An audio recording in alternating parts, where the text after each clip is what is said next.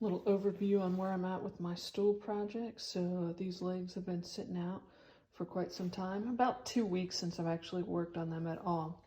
The first 2 days or so I had them in the pile of wet shavings, and then since then they've been stickered here on this workbench. My stool blank is well underway. In fact, I would say good to go for the next step. So each of these legs are splayed at a 5 degrees. And then I went ahead and gave a chamfer on the underside, and I decided to just do a true round over on the top, and then it's been lightly sanded on all of those surfaces. So it's good to go. And now with these, I want to come back with the spoke shave and give them a good cleanup, mainly because my seat blank that I ended up with is about almost an inch, if not 2 inches smaller in diameter than the previous one I made. In the previous stool I made, the bigger legs were just under 1 inch in diameter. So I feel like scaling these legs down a bit would be helpful. And then I have extras in here. So I definitely have 3 small guys that can be used for stretchers. And then I have a lot of leg blanks here. And you'll notice that one leg blank has quite the knot holes. So this is going to be more than anything an example piece for my classes to show that obviously these knots are going to weaken the strength of the wood.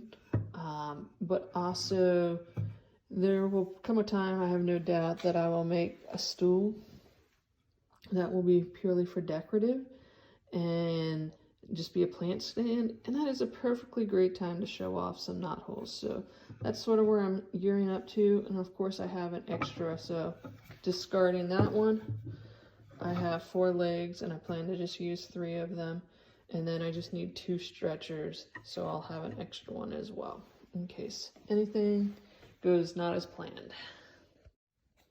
Wanted to go a little bit deeper with my actual wood selection. So obviously this is the blank that has the really bad knots in it, and you can kind of tell that the wood's a little rotten around this guy. It's an open knot.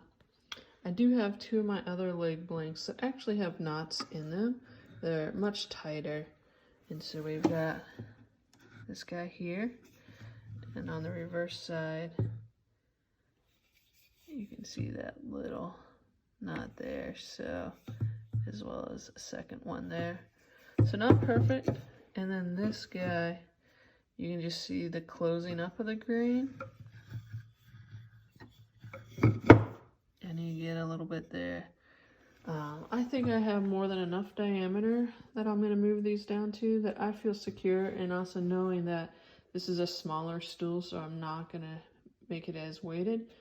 And it never hurts to explore, and also this is the wood that I have. It's backyard wood, so it grew in an area of the yard that had plenty of sunlight, so there just got to be a lot more limbs, and I'm going to go for it. We'll live and learn.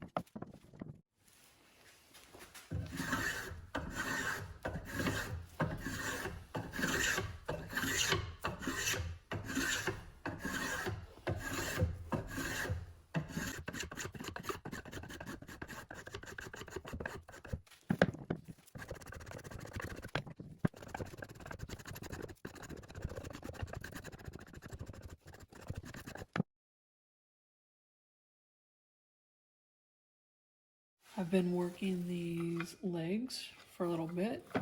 Pretty happy with how round they feel like they came out. I like to cut off the ends because the ends are super dirty from splitting the wood outside, and it really helps me see the wood grain and understand what's going on there. It also helps me see any splits or checks. Let's see if we can get that to focus there. Trust me, it's there. It's one's right there, and the other one's right there. I think that these splits and checks are actually probably most likely for me just working them all outside and trying to get a nice even cut versus it air drying. So I'm actually going to do this side as the part that goes through the seats. So it's going to get majorly tapered down.